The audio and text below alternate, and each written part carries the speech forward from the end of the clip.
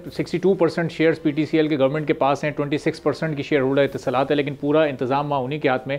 लेकिन अब यहाँ पीआईए के केस में जितने भी बिडर्स थे, वो ये जो 7,000 मुलाजमीन हैं, इनका जो टेन्योर हुकूमत कह रही थी कि आपको एक मखसूस मुद्दत तक इनको कैरी करना ही पड़ेगा, तो ये भी ज़ाहिर बहुत सारों के लिए मुमकिन नहीं था, बल्कि ऑलमोस्ट सभी के इस पर रिजर्वेशन थे, चूँकि उनकी जो अंडरस्टैंडिंग थी उनके लिए शायद 2,000 या 2,500 के दरमियान ये वर्क पावर या वर्क फोर्स होनी चाहिए। अभी जो 4,500-5 हज़ार इजाफी बंदा जो कि बिडर्स के मुताबिक वहाँ मौजूद है, तो ये फिर इनको कैसे वो लेकर आगे चल सकते थे? इनकी सारी पर्क्स, प्रिविलेजेस, सारा पैकेज, और ये भी डील करना उनके लिए बड़ा मुश्किल हो जाता ना आने वाले 1-1.5 साल में। देखिए, एक बहुत अच्छा आपने सवाल किया और मैं अच्छा इस सेंस में कह रहा हूँ बिकॉज ये एक ऐसा सोर पॉइंट है जिसके ऊपर एक डिस्कशन होती है, लेकिन शायद रियलिटी में ये इतना बड़ा रीजन या डील ब्रेकर नहीं है। देखिए, एक बात हमें सबसे पहले ही समझनी है कि पीआईए एक ओवरस्टाफ्ड ऑर्गेनाइजेशन थी, और मैं थी पे इसलिए जोर दे रहा हूँ कि वो अब नहीं।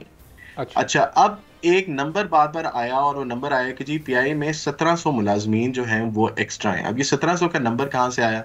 ये नंबर एक ऐसी रिपोर्ट से आया जो कि 2021-22 के अंदर एआटा ने पीआईए के ऊपर बनाई थी, और उसके पहले साल के अंदर उन्होंने कहा था कि जी 1700 मुलाजिम हमारे पास एक्स्ट्रा होंगे, लेकिन जिस इस तरीके से वो नेटवर्क बढ़ा रहे थे या एक्सपैंड कर रहे थे या नंबर ऑफ एयरक्राफ्ट बढ़ा रहे थे, वो अगले ही सालों में 1700 से ज्यादा मुलाजमीन को हायर करने की बात भी कर रहे थे। तो एक 1700 का एक नंबर आ गया जो कि हर बंदे की जुबान पे चढ़ गया, और हर बंदे ने आने के बाद कहा कि जी मुलाजमीन ज्यादा हैं, ये 1700 मुलाजिम 1800 मुलाजिम हमें निकालने पड़ेंगे, इनकी लाइबिलिटी हम कोई नहीं उठाएंगे।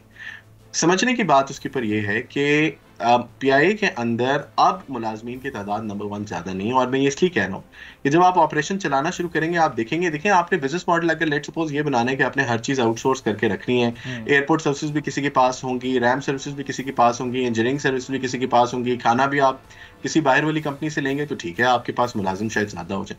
लेकिन जब आप इस बिजनेस के अंदर आएंगे और आप इस बात को रियलाइज करेंगे कि आपके मुलाजमीन की तनख्वाहें कम होने के बायस उनका खर्चा बाहर से ली गई सर्विसेज के मुकाबले में कई गुना कम है, तो आप डेफिनेटली फिर ये चीजें आप इंटरनली रखेंगे। अब ये जो तैयारों की तादाद है इस वक्त पीआईए के पास, शायद 33 या 34 या 3 दर्जन से कम ही बैरल इस वक्त मौजूद हैं, उसमें भी ऑपरेशनल शायद हाफ ही होंगे, क्योंकि एक वक्त में सारे तो नहीं ऑपरेशनल होते होंगे। तो ये भी ज़रा बताइएगा, इसके अकॉर्डिंगली ये 7,000 लोग हैं, चाहे उनकी कॉस्ट कमी है, लेकिन ये अफरादी कुव्वत भी तो एक मैटर करती है ना, क्योंकि जो बिडर है जिससे इंटरव्यू लिया जा रहा है वो कह रहा है कि 2,200 या 2,500 लोगों में हम तो एक बेहतरीन एयरलाइन बेहतरीन अंदाज से चला सकते हैं। तो उसके मुताबिक तो 2 गुना से भी ज़्यादा यहाँ पर लोग मौजूद हैं। अब चाहे उनकी कॉस्ट ज़रूर कम है, लेकिन बहरहाल वो मौजूद तो हैं।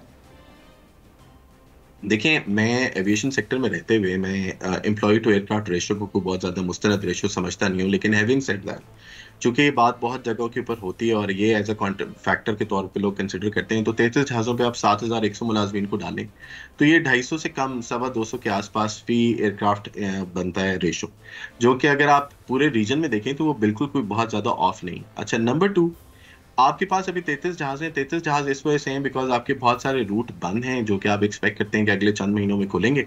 वो रूट्स के ऊपर आएगा तो जहाज आपके ज्यादातर ऑपरेशन होना शुरू हो जाएंगे। नंबर 3, अब आपने अगर एक्सपैंड करना है, अगर आपके बिजनेस प्लान के अंदर एक्सपेंशन है और अब आप समझते हैं कि चूंकि अब ये प्राइवेट हाथों में आ गए तो जहाज़ों की एक्विजिशन आसान हो कंपैरेटिवली आसान हो जाएगी, डिसीजन मेकिंग का काम तेज हो जाएगा, आपको एग्रेसिवली एक्सपैंड करना पड़ेगा, ब्रांड के ऊपर काम करना पड़ेगा, नेचुरली आप अपना एयरक्राफ्ट बढ़ाएंगे। अब एक कंडीशन फॉर एग्जांपल इसके ऊपर ये थी कि जी आपने 33 जहाज़ों से बढ़ा के 45 पे करना।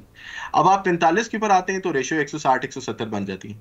सो मुलाजिम तो उतने ही रहेंगे, क्रू भी उतना ही रहेगा, हर चीज उतनी रहेगी। आप नंबर ऑफ एयरक्राफ्ट बढ़ा दें तो आपकी तो रेशियो माशाल्लाह दुनिया की तमाम बेहतरीन एयरलाइनों के बिल्कुल बराबर या उनसे भी कम आ जाती है। तो अब्दुल्ला साहब, ये जो यूके की फ़्लाइट्स अभी तक बैन है, क्या ये भी बहरहाल एक वजह, चूँकि आपने कहा कि ये जैसी ऑन होंगी, ऑपरेशनल होंगी, तो मज़ीद तैयारियों की हमें ज़रूरत पड़ेगी, कम बिड आने की या बिडर्स के बैकआउट होने की, क्या ये भी एक वजह है कि वो भी बहरहाल एक रेवेन्यू को एक अच्छा खासा डैमेज हो रहा होगा इस बैन से भी? और अगर ये बैन ना होता तो इस वक्त जो पीआईए का रेवेन्यू है वो कितना ज़्यादा बढ़ सकता था? उस अभी इस वक्त पीआईए एक प्रॉफिट टेकिंग इदारा है, प्रॉफिट प्रोड्यूस कर रहा है, या अभी भी खसारे में इसके ऑपरेशंस? अच्छा, अगेन गुड क्वेश्चन। नंबर 1 एक एक करके हम चलते हैं। उम्मीद ये है कि अगले महीने, इस महीने के एंड तक या अगले महीने के शुरू तक जो उनकी ऑब्जर्वेशंस थी, चूंकि वो सारी क्लोज कर दी हैं पाकिस्तान सिविल एविएशन अथॉरिटी की जानिब से, और उनके जो ऑडिट्स से ऑन साइट हो गए या ऑनलाइन हो गए, वो तमाम ऑडिट्स के ऊपर जितनी उनकी ऑब्जर्वेशन थी वो क्लोज करवा ली गई। तो बहुत एक कभी उम्मीद है कि ये परमिशंस अगले महीने से आपको दस्तयाब हो जाएंगी, जिसका मतलब ये है कि आप दिसंबर के एंड से मोस्ट प्रॉब्ली, इंशाल्लाह मैं इसलिए मोस्ट प्रॉब्ली का लफ्ज़ यूज़ कर रहा हूँ, तो ये आपकी दिसंबर के एंड से यूरोप की पहले और फिर यूके की फ्लाइटें जो हैं वो आपकी स्टार्ट होना शुरू होंगी। अच्छा जी, नंबर 2 जो आपने क्वेश्चन पूछा, 37% का जी रेवेन्यू शेयर था यूके यूरोप के रूट्स का पीआईए के टोटल रेवेन्यू के अंदर। जो उस टाइम पे जब पीआईए 100-125 अरब बनाया करता था तो तकरीबन कोई 40-42-45 बिलियन रुपीस होता था।